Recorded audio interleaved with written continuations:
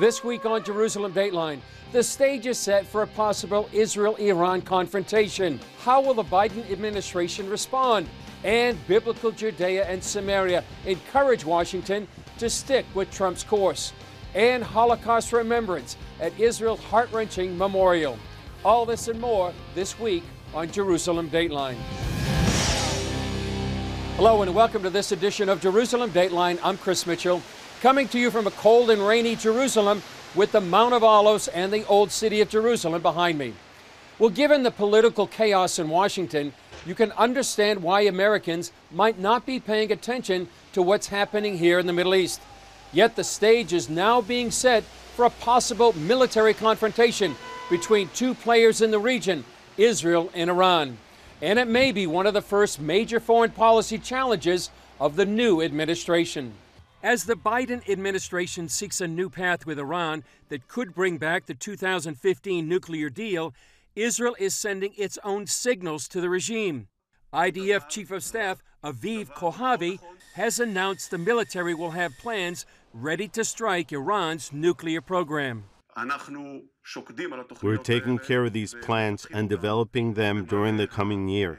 Those who decide on carrying them out, of course, are the political leaders, but these plans have to be on the table, existing, ready, and practiced. Israeli leaders see the 2015 Iran deal as flawed, that would only pave the way for the regime to develop a nuclear bomb. For its part, Iran is pushing limits with plans to take uranium enrichment to a level just below weapons grade. Iran is provoking a conflict. I think a big question is whether President Biden and his team can figure out a way to stop them. Negotiation would be a good way to do it. Nobody wants a war in this region again, but Biden is going to be tested. Middle East expert Joel Rosenberg says Iran is telegraphing intentions by taking rogue action. The regime recently seized the South Korean tanker and its crew near the Strait of Hormuz. Rosenberg says it's important that Biden and his team of advisors learned from the mistakes of his former boss, such as not including regional players like Israel, the UAE, Bahrain, and the Saudis when negotiating the Iranian nuclear deal. But also the flaws in the deal that didn't deal with missiles, that didn't deal with terrorism, that didn't deal with any of these other issues, and left all these loopholes. Loopholes like Iran's widespread use of proxies across the Middle East, such as Hezbollah in Lebanon and Syria, the Houthis in Yemen, and militias in Iraq that have attacked U.S. troops there. The Iranian art of war is based on fighting on other people's lands by other people's hands. Israeli Reserve Brigadier General Asaf Orion says the biggest factor shaping the Middle East right now is America's transition of power. Trump gave the Iranians the impression that he's pretty unpredictable. According to Orion, the Iranians took extreme caution about launching attacks against the U.S. with Trump in office. The stage is set for the Biden administration. While we focus on the nuclear as the most severe threat, we shouldn't overlook Iran's dual strategy of doing also indirect proxy warfare across the Middle East. Rosenberg adds Biden must keep maximum pressure on Iran to create the right conditions to negotiate and avoid war. All eyes are going to be on Biden. And if he flinches in the light of Iran's intransigence, it's going to be a very troubled season ahead. As the Biden administration sets its agenda, Israel will likely see a number of changes from when former President Trump held the office. Israelis living in Judea and Samaria are especially concerned about what that might mean for the biblical heartland. CBN Middle East correspondent Julie Stahl explains why. This is the Sagot Winery, about 10 miles north of Jerusalem. Jews and wine go together. For us, wine is holy. We have a special blessing for wine. Every event in Jewish life, if you don't have any wine, you don't have the event. In 2003, Yaakov and Naama Berg started this winery based on ancient tradition. They recently moved to this new site. At the entrance, we chose to put a little bit of like a small exhibition. You can see here old jars, 3,000 years old. There was a big wine industry on those days. The wine that's produced here were shipped to Rome, to Europe, to Jerusalem. The winery is in Sha'arei Benjamin, the gates of Benjamin in Judea and Samaria. Some people say the Jewish people don't belong here, but in the Bible, Jonathan, the son of King Saul, fought a famous battle against the Philistines in the valley behind me. The Trump administration acknowledged Israel's connection to the land.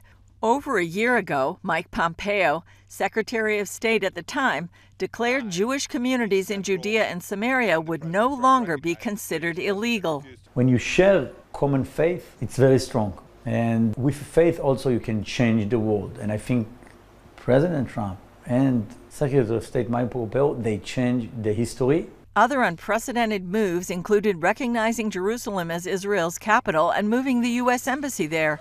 Actions that angered Palestinians, causing them to cut ties with the U.S. President Biden has now restored those relations, as well as unconditional funding to Palestinian refugees.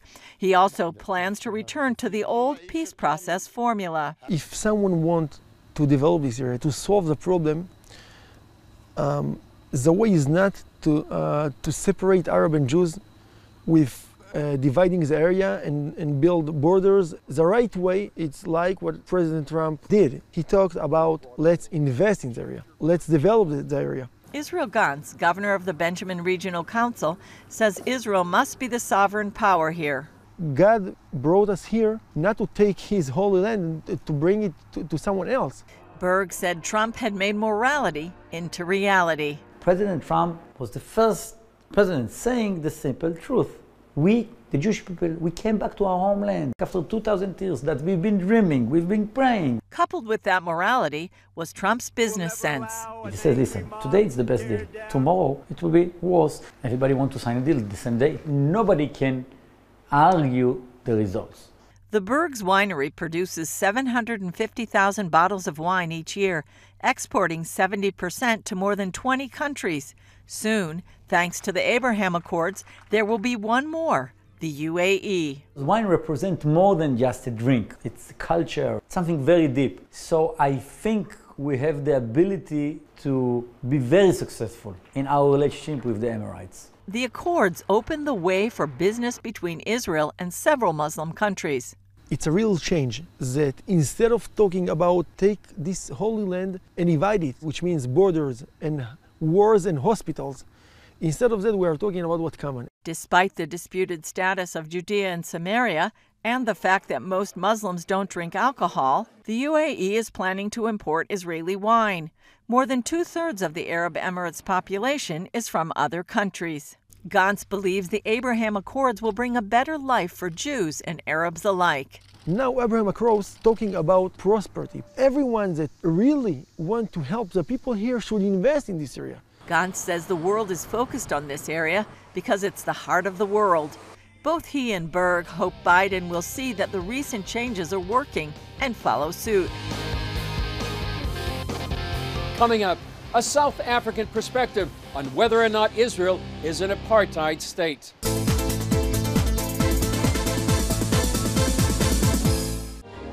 Now, for a limited time, you can get 5 of CBN's critically acclaimed documentaries. Experience the rebirth of the modern state of Israel. The historic bonds between the Jewish people and the land of Israel cannot be broken. Relive the battle for Jerusalem in the Six-Day War. Jerusalem is yours, forever. Discover how Israeli volunteers are changing the world. When people need us, we volunteer and we come and help. Explore the world of Israeli technological innovation. We're people of dreams. God gives us dreams. And that's really the roots, I think, of much of our innovation. And understand the biggest land dispute in history. Many Palestinian Arabs claim that the Jews stole Arab land. But is that the real story? This exclusive Israel DVD collection can be yours for a gift of $40 or more. Call now or go online to get your Israel DVD bundle today. A new wave of anti-Semitism is sweeping the globe, and the Jewish state faces hostility at every turn. Now is the time for Christians to support Israel. In CBN's free booklet, Why Christians Stand with Israel, you'll discover why Christians support the Jewish state and why we must stand together with the Jewish people. Get your free copy today Call now or go to cbn.com/standwithisrael. Experience the excitement of the 2021 Super Bowl breakfast. Get ready. Featuring NFL legends Tony Dungy, Anthony Munoz, Benjamin Watson, and more. You know, I just closed my eyes and said a Hail Mary. Along with the presentation of the prestigious Bart Starr Award. It's an hour of great stories you won't want to miss. Saturday, February 6th at 11 a.m. and 7 p.m. And Sunday before the big game at 2:30 p.m. Eastern on the CBN News Channel. The Jewish state is often accused by anti-Israel advocates that Israel is an apartheid state, just like the South African regime that ruled from the 1940s to the 1990s. The latest example is a report called A Regime of Jewish Supremacy from the Jordan River to the Mediterranean Sea by the NGO B'Tselem. I spoke with South African-born international law expert David Benjamin about that comparison. Well, David Benjamin, thanks for joining us about this story on the whole idea of apartheid. You're an attorney, specialist in international law. Tell us, and you're also from South Africa. Tell us what apartheid was like in South Africa. Right. Well, obviously, I wasn't a victim of apartheid. You could have said I enjoyed the fruits of apartheid, but I was certainly a witness to the iniquities of that terrible system. And let me be absolutely clear, I've been living in Israel for the last 30 odd years, and there is absolutely nothing in common between the system of apartheid that applied in the old South Africa and the current situation in Israel. There's plenty of room for criticism about Israel today, but to compare it with apartheid is outrageous and it's libelous. In fact, you could call it even a blood libel because it's so completely inaccurate and non-representative of the truth. Yeah. A well-known NGO just came out with a report about accusing Israel of being apartheid. What's your reaction to that report? Well, my first reaction is, again, being familiar with what apartheid really was, is that this is an affront to all the victims of the real apartheid. Because to compare the situations is completely untenable, and it's quite clearly being done for a political motive, but that whatever one might think of the motive, which B'Tselem makes very clear, which is ending what they call the occupation or the Israeli military presence in the territories, that doesn't justify anything. And it certainly doesn't justify a blood libel and an outrageous comparison to the iniquitous system of apartheid. So I would say, first of all, it's an absolute insult to those who did suffer under apartheid. Oh, David, how would you describe the status right now of Israeli Arabs living within Israel? Well, first of all, Israeli Arabs have full equality under the law in Israel. In fact, there is only one aspect in which even B'Tselem has to acknowledge there might be a question. And to me, it's not a question. And that is the definition of the state of Israel as a Jewish state, and the fact that it prioritizes immigration of Jews to Israel over immigration of other nationalities. Now, one has to remember that the Jewish state, its whole raison d'etre, the reason it exists, the reason the international community supported the establishment of Israel was to solve what was then called, and I'm sorry for the term, but it was called the Jewish problem. The fact that Jews were simply unwelcome in so many countries in the world, and almost everywhere where Jews were living, they were subject to persecution. And of course, they suffered the worst crime against humanity ever perpetrated in the history of the world, which was the Holocaust. And it was thought that the solution to that is to have a Jewish homeland where Jews can go. So in other words, that's just part of the definition of Israel, is that Jews can immigrate to Israel. That does not make Israel an apartheid society, and it certainly doesn't harm the rights of people who are not Jews who live in Israel. One thing that people that accuse Israel of being an apartheid state is the wall. And they see they call that an apartheid wall. And they also talk about the lack of access from Palestinian Arabs into Israel. How would you address that? What the wall means? The optics look very bad, but how would you explain the presence of the wall? Yes, it's unpleasant. The optics, as you say, are not good. We would love to live in a world where walls were unnecessary, But in the reality, when that wall was built, where there were tens of terrorist attacks every day, there was over 1,000 Israeli victims of suicide bombings. That war brought about effectively pretty much the end of the suicide bombings. So it's a security-based consideration. It's nothing to do with supremacy of one group over the other or racism or anything like that. Up next, an exclusive tour of Israel's Holocaust Memorial for International Holocaust Remembrance Day. CBN Films presents It's a very corrupt period in Jewish history at this time. Written in Stone, Jesus of Nazareth. The emotion is one thing, but the scientific truth is something else. The life of Jesus changed the entire world. Jesus walked on this particular street. But what does archaeology say about where he lived his life? It's an authentic location in the life of Jesus. Join Gordon Robertson and unearth remarkable discoveries. Is it really the place where Jesus spent his last night on earth? Explore where Jesus traveled. Jesus went from one Jewish place to another Jewish place. Where he performed miracles. And he raised the little girl from the dead. And where he was tried by Pontius Pilate. Tradition is wrong. Get Written in Stone, Jesus of Nazareth. For a gift of any dollar amount, call 1-800-700-7000 or go to cbn.com/writteninstone. That changes everything.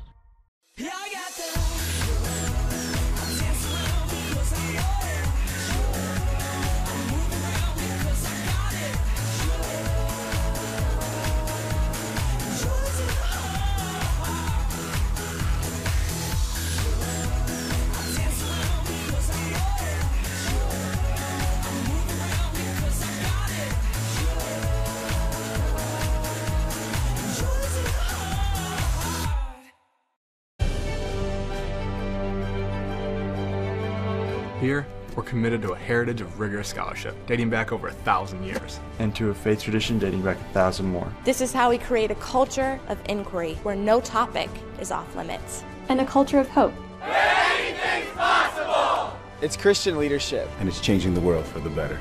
It's higher learning. It's greater knowing. It's what makes us whole. It's what makes us regent.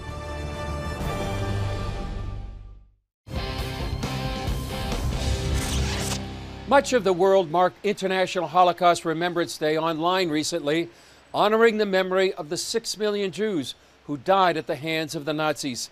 And while tourists have not visited Yad Vashem for nearly a year because of the COVID-19 pandemic, Managing Director Shaya Ben Yehuda gave CBN News an exclusive tour of Israel's Holocaust Memorial. Here's an excerpt from that tour. Shaya, we're here in the museum. Tell us where we start here in the museum to tell the story of the Holocaust. We start here actually listening to children, Jewish children in Munkach, 1938, singing Hatikva. And whenever I see it, I have tears in my eyes. Because when you see those children that most of them didn't survive, you understand what was the Jewish world before the Holocaust, what happened to the Jewish world. Then you understand what is our responsibility. The chapter in Psalms that is coming to my mind is chapter 130 in the book of Psalms, Shir LaMa'alot, a song of ascent. Out of the depths I cry to you, O Lord. O Lord, hear my voice. Let your ears be attentive to the voice of my pleas for mercy. We come here and we'll start crying. We cry for what happened to humanity, what happened to those who were created by the image of Lord, that they forgot that they were created by the image of Lord, and they have decided to take life of others. My mother was born in Germany. She grew up before Hitler came to power, but she witnessed what happened in Germany when Hitler came to power. She witnessed how this atrocity was developed. She saw how Jews were taken out of schools, how they were not able to be part of the society anymore. She saw the ideology, and she saw how her father was not able to continue to keep his business in Germany anymore. As years moved forward, reality got worse and worse for the Jews. And here we see the story, a little bit of the story of what happened on summer 1941 when the mass murder started. And we have to ask ourselves how those people could participate in this crime, how they took the decision to destroy life, how they have decided that the Jews are subhuman that have no right to exist. And following this conference, the Wannsee Conference, the final solution was implemented. Jews were sent to the death camps. Jews were sent death camps that were created by the Nazis in order to kill all the Jews. Yad Vashem has collected till today 4.8 million names of the 6 million people who perished during the Holocaust. And this place was created in order to give us a deep understanding of what happened. 600 images representing the 6 million Jews who perished during the Holocaust. Babies, children, elderly, religious, non-religious. But unfortunately, we see anti-Semitism rising in the world. We all know where anti-Semitism or hatred in large starts. We never know where it ends. We're also commanded in the Bible to always remember, because we always have to look backwards to remember where we come from, what happened, to make sure that the world would be a better place. What is the lesson today because of the anti-Semitism that's still in the world today? To stand up and not to be quiet. Wherever you see atrocity, wherever you see anti-Semitism or any other hatred, please stand up and make your voice. And sometimes voice is not enough. You have to be active in order to stop those atrocities. Still ahead, a likely Christian souvenir from the Holy Land from 1400 years ago. Thank you for watching Jerusalem Dateline. We're committed to providing you with unbiased reporting from the Holy Land. Through weekly broadcasts, podcasts, and online media, our vision is to reach millions around the globe with the true story of what's happening in Israel and the Middle East, all from a biblical and prophetic perspective. This is a big vision and is only made possible by the generous support of people like you. Call us toll-free at 1-800-700-7000 or go to cbn.com/Jerusalem Dateline and make a donation that will help spread the light of truth about Israel throughout the world. Roman soldiers destroy the Second Temple of Jerusalem. Centuries of eyewitnesses say the temple treasures survived. But where are they? They went from Jerusalem to Rome, Rome to Carthage, Carthage to Byzantium. Historians are silent about what happened to it next.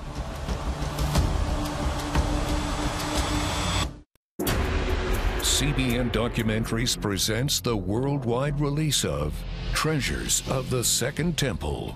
So does it still exist today? A story of mystery. Where is it? Calamity. Most of the victims were butchered.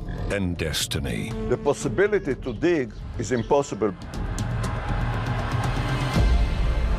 Get your copy of Treasures of the Second Temple. Yours for a gift of any amount to CBN Documentaries.